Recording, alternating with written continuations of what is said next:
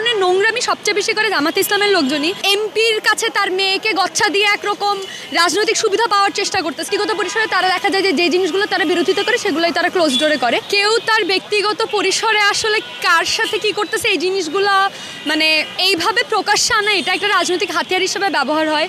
এটা আমরা অনবরত দেখছি যে কেউ দুজন একসাথে প্রেম করতেছে কোথাও একটা বা হাত ধরে বসে আছে, এরকম নানা ধরনের তাদের ব্যক্তিগত যে জিনিসপত্র ব্যক্তি স্বাধীনতার জায়গায় হস্তক্ষেপ করে এই ধরনের ব্যক্তি আক্রমণের সুযোগ তৈরি করে দেয়। এই ধরনের নোংরামি সবচেয়ে বেশি করে জামাত ইসলামের লোকজনই এবং ছাত্র শিবির সহ এই যে বট বাহিনী, যেটা আমরা অনলাইনে দেখতে পাই, বিভিন্ন নারীদের চরিত্র হনন করা থেকে ওড়না পড়ছে কিনা, এই জামা পড়ছে কিনা, হাতা কাটা কেন, এই ধরনের নানা রকম অনলাইনে এই ধরনের মব লিঞ্চিং তাদের মধ্যে দেখতে পাই। কিন্তু দেখা যায় যে তারা নিজেদের যে ব্যক্তিগত পরিসর, তাদের যে পরিবার, সেই জায়গাতে কিন্তু তারা ঠিকই সেই লিবারালিজমের চর্চা করে।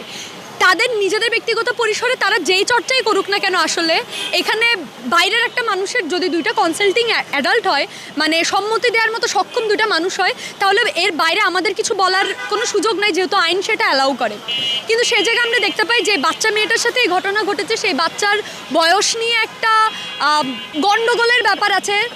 কোথাও দেখা যাচ্ছে তাকে জোর করে 18 বছর বয়স দেখানোর চেষ্টা করা হইতেছে, আবার শোনা যাচ্ছে যে সে একটা চাকরির আবেদনের পরামর্শের রিকমেন্ডেশনের জন্য এমপির কাছে গিয়েছিল। সেই জায়গা থেকে তার হয়তো যেই তার বাবা এবং মেয়েটা দুজনেই আসলে দুর্বলতার সুযোগ নেওয়া হচ্ছে। আবার তার বাবাও সম্ভবত জামাতের কর্মী, সে এমপির কাছে তার মেয়েকে গচ্ছা দিয়ে একরকম রাজনৈতিক সুবিধা পাওয়ার চেষ্টা করতেছে, যেখানে নারী একটা আসলে কার্ড হিসেবে ব্যবহার হইতেছে। তো এই জায়গাগুলো আসলে ঘটনাটা যদি একটা মাইনর বাচ্চা না হতো, যদি এখানে মেয়েটার বয়স অপ্রাপ্ত বয়স্ক কিনা সেটা নিয়ে যদি কোনো অসুবিধা না হতো, তাহলে কিন্তু এই ধরনের পুরো আলোচনাটাই অবান্তর হয়ে যায়। কিন্তু সেই জায়গায় যখন আমরা দেখতে পাই একটা 18 বছরের নিচে একটা মাইনর বাচ্চা, অথবা এই ঘটনা যখন ঘটে সেই মেয়েটার বয়স 18 বছরের নিচে ছিল, ওই লোক অলরেডি বিবাহিত, সে এত মানে তার দাদার বয়সী একটা লোক, এই ঘটনাটা আসলে মানে সামাজিক অবক্ষয়ের কথা। কেয়ামত চলে আসতেছে, জামাতের লোকজন তারা নিজেদের বক্তব্যেই যে কথা বলে, ইভেন যেই লোকের এই ভিডিও ফাঁস হয়েছে সে নিজেও বিভিন্ন সময় নারীদের মানে পর্দার অপোজিট পাশ থেকে সে নারীদের সাথে কথা বলে, সামনাসামনি সে নারীদের সাথে কথাই বলে না।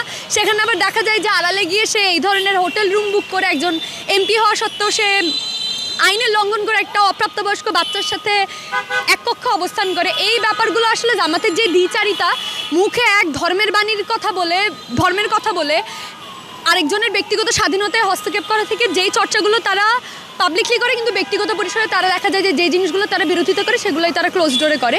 শুধু সেই চর্চা করে সেই দ্বিচারিতার ব্যাপার না, আসলে এটা একটা অপ্রাপ্তবয়স্ক বাচ্চার সাথে এই ধরনের সম্পর্ক, এটা কোনোভাবে আসলে নৈতিক না, এটা আইনগতভাবে অপরাধ এবং এই লোকের বিরুদ্ধে আসলে আইনগতভাবে ব্যবস্থা নেওয়া উচিত। এবং একজন অপ্রাপ্তবয়স্ক 18 বছর বয়সের মেয়ের সাথে তারা তো বারবার বিভিন্ন সময় বাল্যবিবাহের কথা বলে, যদি এই মেয়েকে সে বিয়ে করেও থাকে 18 বছর আগে, এটা বাল্যবিবাহের মধ্যেই পড়ে।